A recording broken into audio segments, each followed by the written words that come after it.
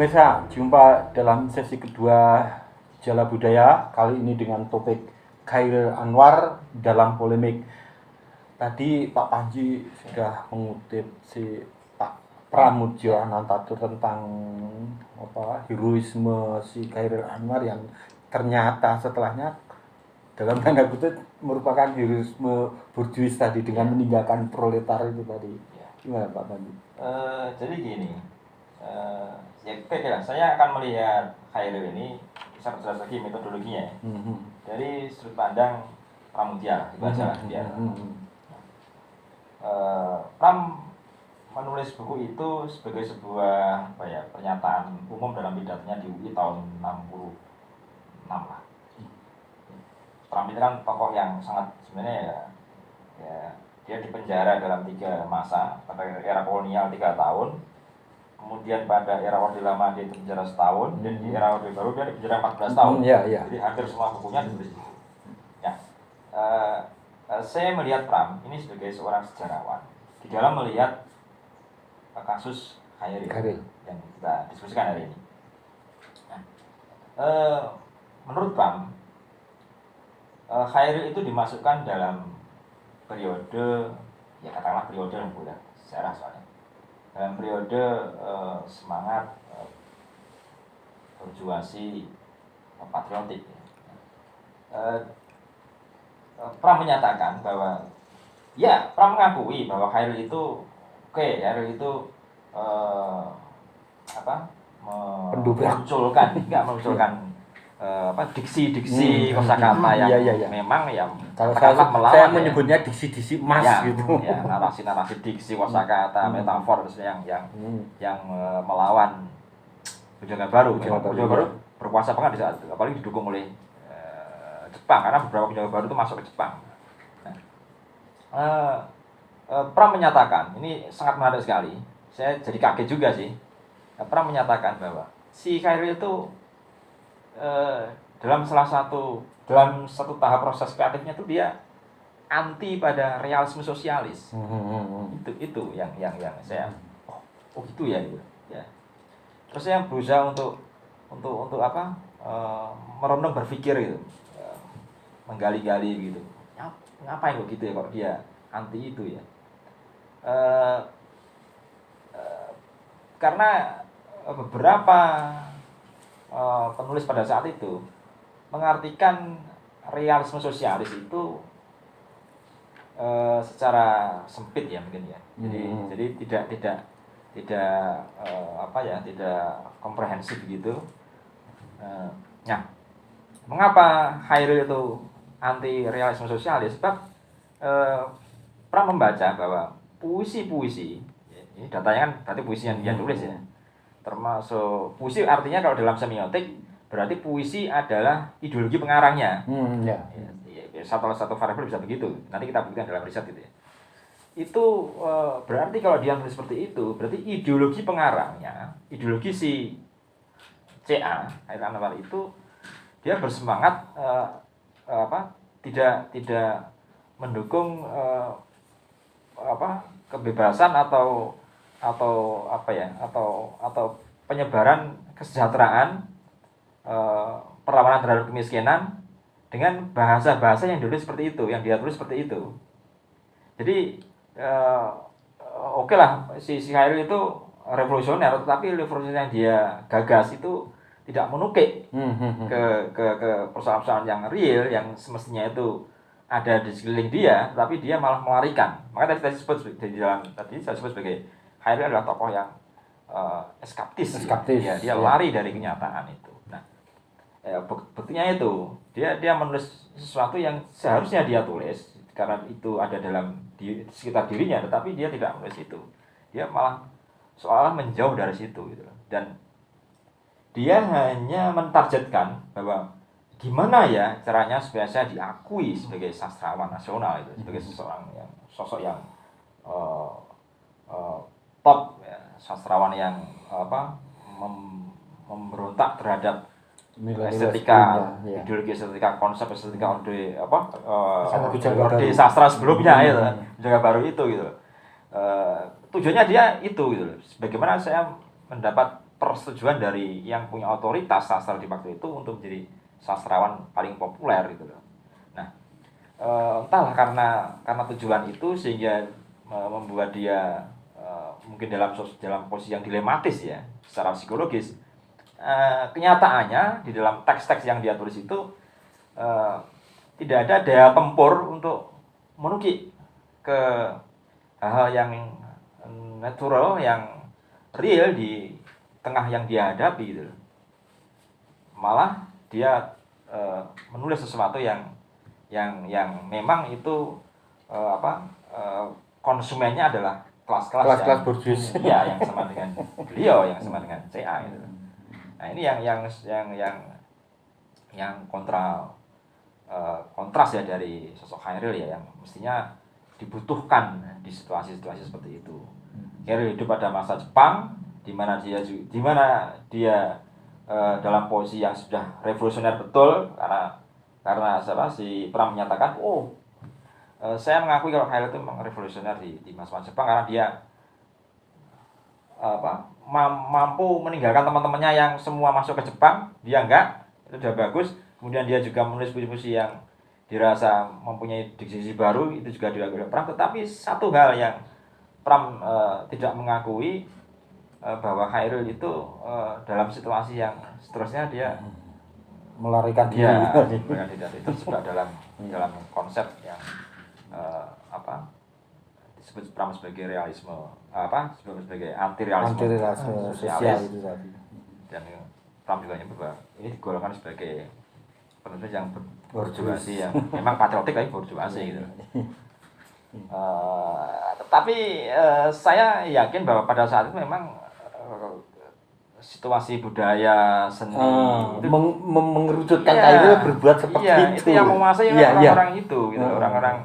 Orang-orang borjuis di Indonesia yang tumbuh dengan subur karena didukung oleh iklimnya yang feodalisme, yang feodalis.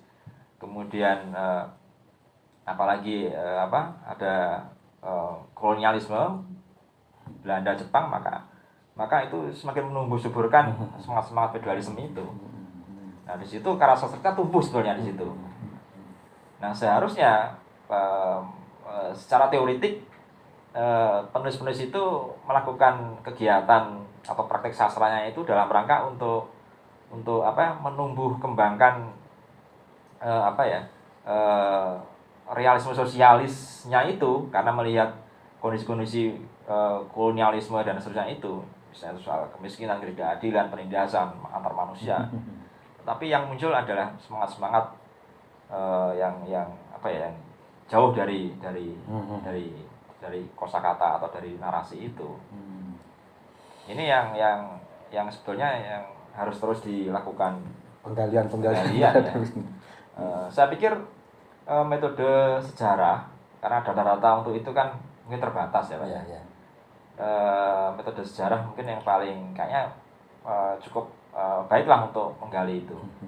Karena sejarah dengan metodenya seperti misalnya dia beberapa tahap ya, itu ada metode heuristik, kemudian metode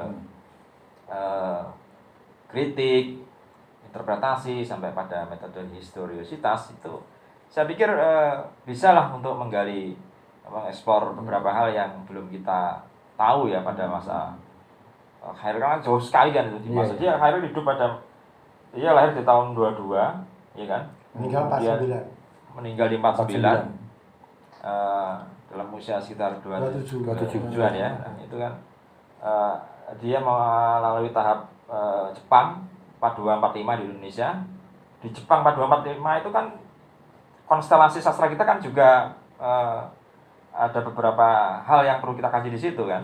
Nah, di situ dia hidup di masa-masa awal dia menulis, kemudian di masa Jepang itu budaya baru masih kuat, kemudian 42-45 sehingga dia disebut sebagai pemberontak, pelopor 45 itu kan. Ya. Dia ini pelopor 45 dikasih gitu. Khairil. Nah, dikasih dia itu predikat pelopor 45 itu dalam hal apa? Kalau dalam hal intrinsiknya, estetika intrinsiknya, misalnya puisi-puisinya ya oke lah dia memberontak pada semangat Orde Baru yang begitu dominan pada saat itu, tetapi semangat revolusionernya itu bisa dirasa palsu juga kan, karena dia ternyata habitus kelasnya adalah dari borjuis itu, sehingga pada masa-masa itu sentuhan dia pada orang miskin itu kurang dominan gitu. Andaikan ada itu ada pada metafora gitu ya, seperti sajanya yang ada beberapa sajak yang dia yang sebenarnya menyentuh kemiskinan dan sebenarnya itu, tapi itu tidak begitu dominan lah ya. Dia banyak mengekspor, dia asik pada eksplorasi revolusi estetika intrinsik sastra itu gitu, tapi tidak mengarah pada penggagas ideologi yang bisa dimaterialisasikan dengan gerakan-gerakan yang dirasa bersentuhan langsung dengan nilai kemanusiaan seperti itu. Jadi eskaptis sekaligus dia ya betul ya sangat individualis itu ya, menutup gitu ya. Mungkin juga dipengaruhi oleh secara psikologis kondisi keluarga ya. Iya yang disampaikan oleh Pak Arif tadi tentang habitusnya, kemudian perceraian orang tuanya. Betul. Jadi tapi menyikapi tentang yang statementnya Pak Panji tadi tentang eskapisnya si Chairil Anwar itu sendiri itu bagaimana Pak? Ya kalau kita tinjauannya ke Pram memang seperti itu gitu, karena memang gimana ya, Chairil itu kan selama ini kita punya persepsi yang mulai kecil. Dia kan bohemian gaya hidupnya, murahan. Jadi bayangan kita itu gaya hidupnya terus cara berpakaiannya nyentrik seenaknya gitu, padahal enggak. Bahkan Asrul Sani menyatakan mesti kalau setrika itu sampai licin bajunya, sampai licin. Terus Pram itu pernah ketemu dalam satu kereta, ya. Terus lihat kali ini naik ke kereta mau ke Surabaya atau kemana, Pram itu sampai bilang gini, orang ini loh di zaman kemerdekaan kok masih najis. Pram itu sampai gitu karena dia pakainya parlente Pak, itu gitu. Jadi memang dia dari kelas menengah atas gitu. Jadi ketika menulis pun ya sulit untuk akan menulis tentang kemiskinan yang nggak diakrabi dalam kehidupannya gitu. Dia mau mengangkat itu sulit. Tapi harusnya kalau misalkan ke penyairan ya itu harusnya memang mengangkat hal-hal yang realisme sosialis itu. Saat itu kan begitu kita baru merdeka, itu kan problemnya kan kemiskinan, terus ketidakadilan itu kan sangat kental gitu, seperti yang ditulis Pram misalkan. Tapi kali ini nggak ke situ, karena ya saya setuju kalau Pak Panji tadi, dorongan dalam dirinya itu karena sudah dapat mandat pelopor 45, jadi bagaimana dia tetap berada posisi di situ. Posisi berarti saya ini ya kelas dominannya saat itu di para penyair gitu loh. Kan 3 menguat takdir itu, Pak Yapin, Chairil, Asrul Sani. Ya 3 itu kan penguasanya yang di penulisan gitu. Nah dia bagaimana mempertahankan diri pada saat itu. Bagaimana cara mempertahankannya? Ya dia melayani para penikmat sastra yang ada di kontestasi saat itu. Penikmatnya ya paling senang dengan diksi-diksi yang sangat menyentuh, sufistik mungkin, ketuhanan. Tapi kalau misalkan dia menulis dengan kalimat-kalimat tentang penderitaan atau apa ya, mungkin kan penikmatnya sedikit.